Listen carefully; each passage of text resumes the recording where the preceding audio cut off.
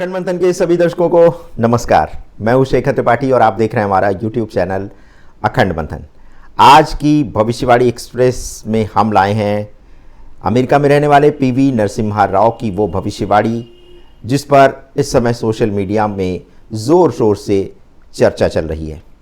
आज हम बात करने जा रहे हैं जो आतंकी हमला पहलगाम में हुआ था और उसके बाद जो भारत ने पाकिस्तान पर सैन्य कार्रवाई की है, उसको लेकर के श्री पीवी नरसिम्हा राव का क्या कहना है और आगे ये युद्ध किस दिशा में जाता हुआ दिख रहा है, चलिए इस पर हम चर्चा करते हैं।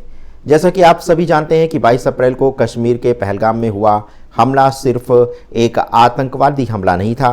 इस बार आतंकियों ने विशेष तौर पर हिंदुओं को निशाना बनाया और ये सुनिश्चित करके कि जिन मासूमों की जान ली जा रही है वो हिंदू ही हैं। और इस हमले के बाद देश भर में गुस्सा है, गहरी निराशा भी है। सोशल मीडिया से लेकर के हर स्थान पर बस एक ही सवाल गूंज रहा है कि पाकिस्तान में आतंक का खात्मा कब होगा।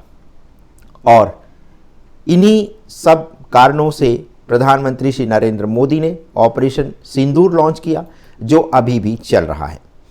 लेकिन ये ऑपरेशन सिंदूर जो है वो आने वाले समय में किस दिशा में जाता हुआ दिखाई दे रहा है, तो श्री पीवी नरसिम्हा राव के अनुसार मई के अंत से लेकर के जून के पहले सप्ताह तक का जो समय है वो भारत के लिए बहुत संवेदनशील रहने वाला है।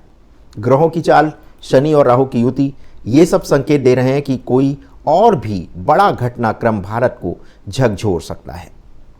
यानी भारत पाकिस्तान में जो अभी सैन्य कार्रवाई चल रही है ये एक बड़ा मोड़ लेने वाली है मई के अंत या फिर जून के पहले सप्ताह में। और इसके पीछे उन्होंने जो कारण बताया है, इसमें उन्होंने ये बताया है कि 22 अप्रैल को हुए हमले के समय मीन राशि में शनि और राहु की जो सटीक युति थी वो करीब 3 डिग्री और 48 डिग्री पर ये स्थिति थी। और ये ज्योतिषीय दृष्टिकोण से ये संकेत मिला था कि इस योग के कारण कोई बहुत बड़ा दुख, कोई बहुत बड़े षड्यंत्र और कोई गहराई तक उतरने वाले बदलाव का एक तरह से हम सामना करने जा रहे हैं। अब उन्होंने इस युद्ध को लेकर के भारत की स्वतंत्रता दिवस की जो कुंडली है उसको एक तरह से तुलना करके कुछ नए निष्कर्ष निकाले। श्री राव के अनुसार भारत की स्वतंत्रता दिवस की कुंडली के अनुसार ये समय लाभ, पराक्रम और विदेश नीति से जुड़े मामलों में गहरा असर डालने वाला है। नवांश कुंडली के अनुसार भारत का चंद्रमा सिंह राशि में है और ये स्थिति मीन राशि में बनी उथल पुथल के 8वें घर को ट्रिगर कर रही है, जो ये बता रहा है कि एक बड़ा बदलाव आने वाला है। लेकिन इस बदलाव के पहले एक बड़े संकट और अस्थिरता जैसी स्थितियों का सामना भारत को करना पड़ेगा। और ये तब स्थिति है जब देश अपने भारतवासियों के पहलगाम में हमले के बाद, उनकी मृत्यु के बाद देश के लोग भावुक हैं। और श्री पीवी नरसिम्हा राव का कहना है कि अब वो समय आ गया है जब प्रत्येक देशवासी को सतर्क हो जाना चाहिए। ज्योतिषी संकेत भी यही बता रहे हैं कि 2025 भारत के लिए युद्ध की संभावनाओं से भरा हुआ वर्ष है और ऐसे समय में एक नहीं बल्कि एक से अधिक मोर्चों पर टकराव की स्थिति बनती हुई दिखाई दे रही है। अगर पाकिस्तान की बात करें तो उसका वार्षिक चार्ट जो है वो कुछ अच्छा नहीं है। नवांश में केतु अष्टम भाव में है, यानी दुख, विघटन और अंतर्राष्ट्रीय स्तर पर रिश्तों में टूटन के संकेत मिल रहे हैं। तो दर्शकों, अखंड मंथन में हमारा उद्देश्य केवल घटनाएं गिनाना नहीं बल्कि उनके पीछे के संकेतों को समझाना और आपको सतर्क करना भी है। और ये समय भावुक होकर प्रतिक्रिया देने का नहीं है, ठोस और समझदारी भरे कदम उठाने का समय है। तो क्या अब भारत सरकार क्या आर पार की लड़ाई लड़ने जा रही है? क्या भारत अपने दुश्मन को उसी की भाषा में अब ऐसा कड़ा जवाब देने की तैयारी कर रही है जिसके बाद इस तरह के आतंकवादी हमले सदा सदा के लिए समाप्त हो जाएंगे? तो इस तरह की जो स्थिति बनती हुई दिखाई दे रही है उसको लेकर के श्री पीवी नरसिम्हा राव का ये भी कहना है कि जो उस दिन 22 अप्रैल को जो पहलगाम में आतंकवादी हमला हुआ है वो सिर्फ जम्मू कश्मीर की बात नहीं है बल्कि ये भारत की चेतना पर हमला था। लेकिन सवाल सिर्फ हमला नहीं है, सवाल ये है कि अब आगे और कितनी बड़ी घटना होने वाली है। तो जैसा कि श्री पीवी नरसिम्हा राव ने 22 अप्रैल के ग्रहों को देख करके ये बताया है कि उस दिन जो ग्रहों की स्थिति बनी थी उसने एक बड़ी घटना के संकेत उसी समय दे दिए थे, और उनका यही कहना था कि ये सिर्फ राजनीतिक ही घटना नहीं होगी, ये दो देशों के बीच एक युद्ध की स्थिति वाली घटना नहीं होगी, बल्कि जब ये युद्ध चल रहा होगा उस समय कोई बड़ी प्राकृतिक आपदा भी दोनों देशों को एक बड़ा झटका दे सकती है। और इसको जानने के लिए उन्होंने हमले के समय का मुहूर्त चार्ट देखा था, और उसी के आधार पर उन्होंने ये निष्कर्ष निकाला कि युद्ध तो होना ही होना है और बड़ा युद्ध होना है, लेकिन युद्ध के दौरान प्राकृतिक आपदाओं के कारण जो है स्थिति और भी विभत्स हो सकती है और भी एक तरह से संवेदनशील हो सकती है। और 22 अप्रैल के चार्ट को देखते हुए उन्होंने ये बताया है कि उस समय सिंह लग्न था, 8वां जो भाव था मृत्यु, षड्यंत्र और गुप्त घटनाओं से जुड़ा उन्होंने देखा था, और वहां पर उस समय 4 ग्रह मौजूद थे, शुक्र, बुध, शनि और राहु। और विशेष बात यह है कि सप्तमेश यानी शत्रु भाव के स्वामी शनि और राहु भी वहीं बैठे हुए थे।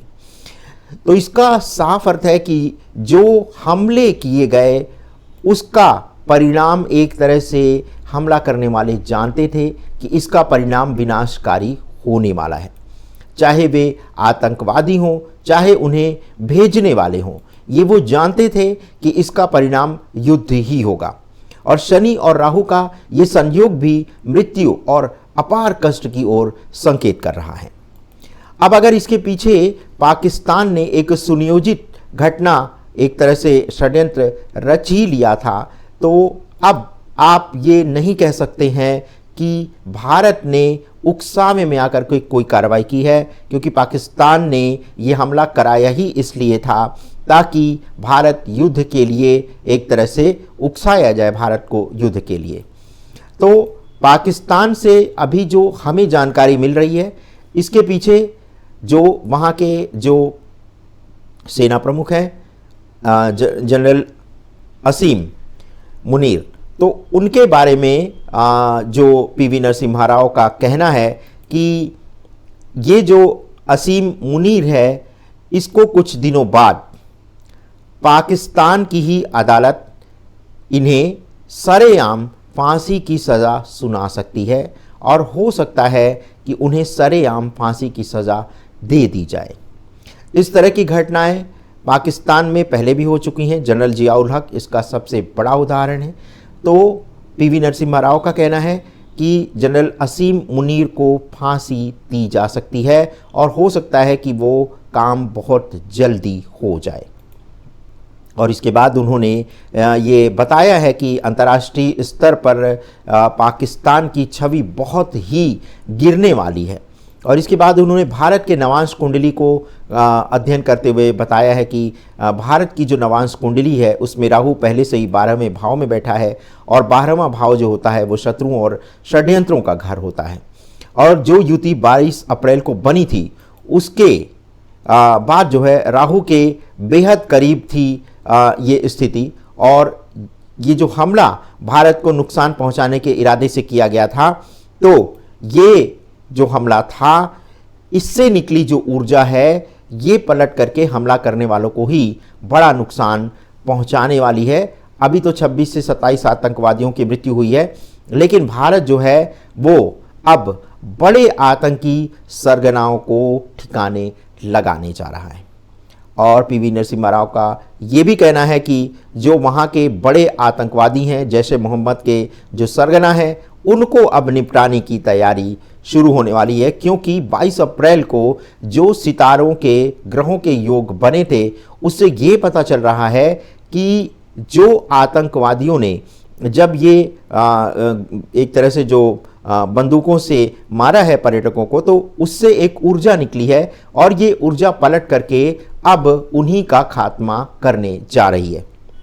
और आपने देखा होगा कि भारत ने कम से कम 5 आतंकवादी ठिकानों पर, जो कि पाकिस्तान में स्थित है और पाक अधिकृत कश्मीर में स्थित है, तो वहाँ पर एक तरह से हमला करके और वहाँ पर आतंकवादियों को पूरी तरह से तहस नहस कर दिया है। तो श्री पीवी नरसिम्हा राव का ये भी कहना है कि ये सब कुछ पाकिस्तान की सोची समझी साजिश है, ये एक ट्रिगर है पाकिस्तान की गिरती साख, टूटते संबंध और बिखरते आंतरिक हालात को एक तरह से उस पर पर्दा डालने के लिए। क्योंकि अगर पाकिस्तान ये ना करता तो फिर सारी चीज़ें जो है वो जो है पर्दे के पीछे अभी जो छिपी हुई हैं वो जो है बाहर आ जाती। बलूचिस्तान जिसने कि अभी एक दिन पहले ही पाकिस्तान का झंडा हटा करके वहाँ पर अपना बलूचिस्तान का झंडा फहरा दिया है और उसने ये भी कहा है कि वो भारत के साथ ऑपरेशन सिंदूर में पूरी तरह से सम्मिलित है। तो इस तरह से आप देखें तो बलूचिस्तान पहले से ही पाकिस्तान के नियंत्रण से बाहर हो चुका है। पश्चिम में अफगानिस्तान सीमा पर तनाव बढ़ रहा है, आर्थिक स्थिति पाकिस्तान की चरमराई हुई है। तो अब भारत के खिलाफ जो उसने ये आतंक का खेल जो खेला है, ये पाकिस्तान के पतन की पटकथा बनने वाली है। जी हाँ, और ये बहुत अहम मोड़ पर खड़ा है भारत और पाकिस्तान, और ये दोनों देशों के रिश्ते सिर्फ यहीं तक नहीं इसका प्रभाव देखा जाएगा, बल्कि दक्षिण एशिया की भू राजनीतिक दिशा में भी इस युद्ध का प्रभाव देखा जाएगा। अब सवाल ये है कि क्या ये हमला ही तीसरे विश्व युद्ध की एक तरह से नींव खोदने जा रहा है? तो बिल्कुल ऐसा पहले भी कहा गया है, भविष्य मालिका की भविष्यवाणियों में भी कहा गया है, बाबा वांगा की भविष्यवाणी में ये कहा गया है, नोस्ट्रेडमस ने भी यही भविष्यवाणी की थी और सभी का यही कहना था कि एक बड़े महायुद्ध के बाद भारत विश्व गुरु के तौर पर पूरे संसार में स्थापित हो जाएगा। और इस समय वर्तमान स्थिति में आप देखिए कि भारत कूटनीतिक तौर पर भी युद्ध लड़ रहा है और दूसरी तरफ वायु के माध्यम से वो हमला कर रहा है और अब पाकिस्तान को वो जल के माध्यम से भी एक तरह से हराने का प्रयास कर रहा है। तो आप समझ लीजिए कि भारत ने अब पाकिस्तान को कई तरफ से घेर लिया है और अंतर्राष्ट्रीय स्तर पर भारत की इस समय डिप्लोमेसी देखने लायक है। कोई भी देश भारत के विरुद्ध एक भी शब्द कहने की स्थिति में नहीं है। उसके पीछे कारण ये है कि भारत ने अपनी गोटियां ही कुछ इस तरह फिट कर रखी हैं कि उसको पता है कि कब उसे क्या जवाब देना है, कब कौन सा प्रश्न उठाना है। तो कुल मिलाकर के आप देखें तो भारत रणनीतिक तौर पर भी पाकिस्तान को करारा जवाब दे रहा है, कूटनीतिक तौर पर भी पाकिस्तान को करारा जवाब मिल रहा है और अब जो है वो प्राकृतिक रूप से जो जल रोकने की जो कार्रवाई की गई है वो भी पाकिस्तान को एक बड़े सेटबैक पर ले जाकर के खड़ा करने वाली है। तो उनके अनुसार एक सबसे बड़ा जो प्रश्न ये है कि जो वहाँ का आसिम मुनीर जो जनरल है सेना का, उसको जो है फांसी की सज़ा सरेआम दी जाएगी। और दूसरा उनका ये कहना है कि मई के अंत और जून के प्रथम सप्ताह में दोनों देशों की तरफ से कोई बहुत बड़ा हमला हो सकता है जिसके परिणाम जो है वो बहुत भयंकर होंगे। और ये स्थिति जो है, यही स्थिति जो है वो आगे के युग परिवर्तन में एक बड़ी भूमिका निभाने वाली है। तो दर्शकों, आज के एपिसोड में बस इतना ही। यदि आपके पास भी इस तरह की कोई जानकारी है तो आप हमारे व्हाट्सएप नंबर 7905414965 पर हमारे साथ साझा कर सकते हैं। मिलते हैं अगले अपडेट के साथ और भारत और पाकिस्तान के मध्य जो ये अभी सैन्य कार्रवाई चल रही है इसको लेकर के भी हम आपको अपडेट देते रहेंगे। दूसरी तरफ हम आपसे एक अनुरोध ये भी करेंगे कि इस समय भारत की जो सेनाएं हैं वो जगह जगह उनका मूवमेंट हो रहा है, उसमें सैनिक हमारे आ रहे हैं, जा रहे हैं।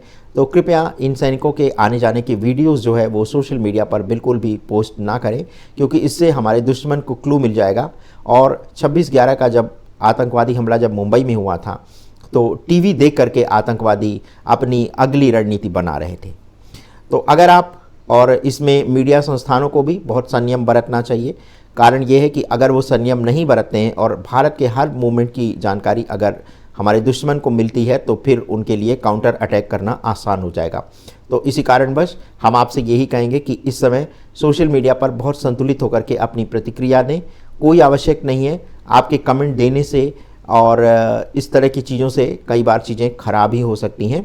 तो इस समय बहुत संयमित रहें, अपना और अपने परिवार के लोगों का ध्यान रखें, अपनी आवश्यक वस्तुओं की जो है कुछ आपूर्ति जो आपको करनी है उसकी भी थोड़ी सी स्टॉक रखें, कैश अपने पास रखें और जल का भी प्रबंध करके रखें, क्योंकि अगर कोई भी इस तरह की स्थिति उत्पन्न होती है तो पानी एक सबसे बड़ी समस्या के रूप में उभर सकता है, पानी की कमी हो सकती है। मौसम आप देख रहे हैं, गर्मी का मौसम है और अभी गर्मी जो है आने वाले एक हफ्ते के अंदर और भी उफान पर आने वाली है। तो अगर युद्ध की स्थिति भयानक होती है, जैसा कि अब पाकिस्तान जो है दिल्ली पर अटैक करने की पूरी तैयारी कर रहा है, तो दिल्ली को भी बहुत सुरक्षित रखना होगा। इसलिए दिल्ली के दर्शकों को विशेष रूप से ये सावधान होना चाहिए कि वो सोशल मीडिया पर किसी भी तरह का वीडियो ना पोस्ट करें, किसी तरह के भड़काऊ प्रतिक्रियाएं ना दें, और बहुत संयमित होकर के, बहुत संतुलित होकर के, बहुत शांति से देश की इस आपात की स्थिति में अपना योगदान दें। तो मिलते हैं भविष्यवाणी एक्सप्रेस के अगले एपिसोड में। तब तक के लिए हमें अनुमति दें, और यदि आपको हमारे चैनल का कंटेंट अच्छा लगता है तो आप इसे लाइक, शेयर और सब्सक्राइब भी कर सकते हैं। धन्यवाद, नमस्कार।